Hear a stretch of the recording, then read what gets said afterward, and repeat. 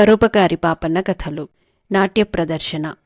ఒక దంభయ్య పాపన్న దగ్గర గిల్టు నగలు కుదవపెట్టి 3,000 రూపాయలు అప్పు తీసుకున్నాడన్న వార్త కార్చిచ్చులాగా చుట్టుపక్కల గ్రామాలకు కూడా పాకి దంభయ్య పరువంతా ఒక్కసారిగా తుడిచిపెట్టుకుపోయింది.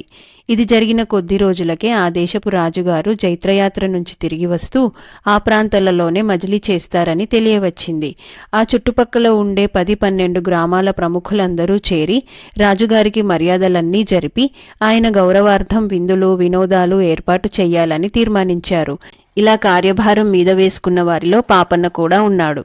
ఆ 10-12 గ్రామాలలో ఉండే నటులు, గాయకులు, నర్తకులు, వాద్యగాళ్లు ఏకమై రాజుగారి ముందు వేరువేరు కళా ప్రదర్శనలిచ్చి తగిన సన్మానం పొంది ఆ డబ్బుతో కళాభివృద్ధికి సాధనాలు, స్థల సౌకర్యాలు ఏర్పాటు చేసుకుందామనుకున్నారు.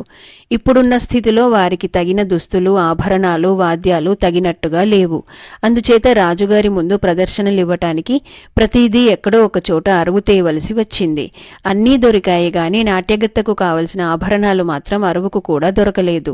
ఈ సంగతి వినగానే పాపన్న ఉండే గ్రామాధికారికి పాపన్న వద్ద తాకట్టున్న గిల్టు నగలు జ్ఞాపకం వచ్చాయి.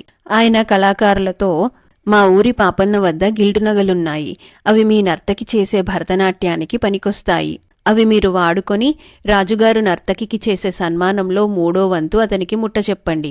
ప్రతిఫలం మాట ముందుగా పాపన్నతో మాత్రం అనకండి, అతనికి అలాంటివి పనికిరావు అన్నాడు. కళాకారులు గ్రామాధికారిని వెంట పెట్టుకుని పాపన్న ఇంటికి వెళ్లి భరతనాట్య ప్రదర్శనానికి గిల్టు నగలు అరువియ్యమని కోరాడు. నా దగ్గర గిల్టు నగలేవీ లేవే అన్నాడు పాపన్న. అలా అంటావేం పాపన్న, మన గ్రామం దంభయ్య నీ దగ్గర కుదవపెట్టినవి గిల్టు నగలేగా అన్నాడు గ్రామాధికారి. అవి దంభయ్యవి కదా, అదీగాక ఆ పెట్టె తాళం చెవి నా దగ్గర లేదు, మీకు నగలే కావాలంటే మంచి నగలే ఇస్తాను, తీసుకోండి అన్నాడు పాపన్న. మంచి నగలు కావాలంటే నీదాకా వస్తామా, వీళ్ళు మంచి నగలు తీసుకోరు, నాట్యానికి నకిలీ నగలే కావాలి, అవి దొరక్కనే నీదాకా రావాల్సొచ్చింది అన్నాడు గ్రామాధికారి. ఆయన దంభయ్య ఇంటికి మనిషిని పంపి దంభయ్యను తాళం చెవితో సహా రప్పించాడు. దంభయ్య వచ్చి ఏ ఆక్షేపణ చెప్పక తాళం చెవి ఇచ్చి నకిలీ నగలను నాట్యగత్తెకు ఇప్పించాడు. అందరూ అనుకున్నట్టుగానే రాజుగారు ఆ ప్రాంతాల శిబిరం వేశారు. చుట్టుపక్కల గ్రామాల వాళ్లు ఆయనకు సకల మర్యాదలు చేసి విందులు వినోద కార్యక్రమాలు జరిపించారు. రాజుగారు కళా ప్రదర్శనలన్నింటినీ మెచ్చుకున్నారు. భరతనాట్య ప్రదర్శనం ఆయనకు ప్రత్యేకంగా నచ్చింది. నాట్యగత్తెకు 10,000 రూపాయలు బహుమానం ఇచ్చాడు రాజుగారు. నాట్యగత్తె గ్రామాధికారిని వెంట పెట్టుకుని పాపన్న ఇంటికి వచ్చి, ఇవిగో మీ నగలు, ఇదిగో బహుమానంలో మీ వంతు అంటూ పాపన్న ముందు గిల్టు నగలు 3,300 చిల్లర రొక్కము పెట్టింది. పాపన్న ఆ డబ్బు చూసి విస్తుపోయి, ఈ డబ్బేమిటి అన్నాడు. గిల్టు నగలు అరువిచ్చిన వారికి బహుమానంలో 3వ వంతు ఇవ్వవలసి ఉంటుందని ముందే నిర్ణయించుకున్నాం.